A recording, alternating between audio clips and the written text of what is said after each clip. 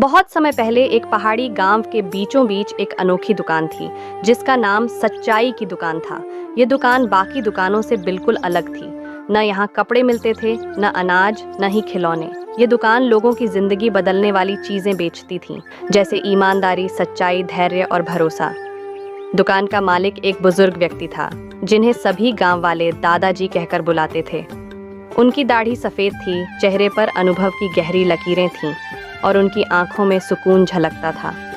उनकी दुकान के बाहर एक बड़ा सा बोर्ड लगा हुआ था जिस पर लिखा था, यहाँ हर सवाल का जवाब मिलता है, लेकिन कीमत चुकानी होगी। गांव में यह दुकान हमेशा चर्चा का विषय रहती। हर कोई जानता था कि यहाँ से कुछ खरीदने के लिए सिर्फ पैसे नहीं, बल्कि साहस और समर्पण भी चाहिए। लेकिन फिर भी लोग वहाँ अपनी जिज्ञासा और ज़रूरतें लेकर आते। एक दिन एक युवा लड़का राहुल गांव के बाजार में घूम रहा था। वह महत्वाकांक्षी था और चाहता था कि उसकी ज़िंदगी जल्दी से बदल जाए। उसने सच्चाई की दुकान का बोर्ड देखा और अंदर चला गया।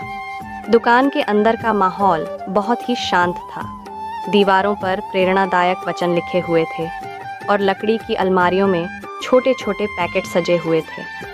दादाजी ने राहुल की ओर देखा और मुस्कुराते हुए पूछा, क्या चाहिए बेटा? राहुल ने बिना झिझके कहा, मुझे सफलता चाहिए। मैं अमीर बनना चाहता हूँ और एक बड़ा आदमी बनना चाहता हूँ। दादाजी ने अपनी लंबी दाढ़ी पर हाथ फेरा और बोले, सफलता की कीमत चुकानी होगी। क्या तुम तैयार हो? राहुल ने तुरंत जवाब दिया, हाँ, मुझे कोई भी कीमत मंजूर है, बस मुझे सफलता चाहिए। दादाजी ने एक छोटी सी थैली राहुल को थमाई। राहुल ने थैली खोली तो उसमें मेहनत, धैर्य और ईमानदारी के छोटे छोटे कागज़ों पर लिखे मंत्र थे। राहुल ने हैरानी से पूछा, ये क्या है?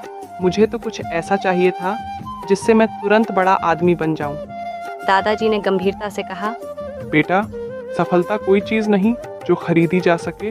ये तुम्हारी मेहनत, ईमानदारी और धैर्य का नतीजा है। अपनाओ और सफलता तुम्हारे पास खुद चल कर आएगी।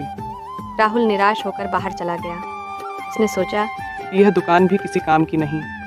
लेकिन वह थैली को फेंकने की हिम्मत नहीं कर पाया। उसने उसे अपने साथ रख लिया।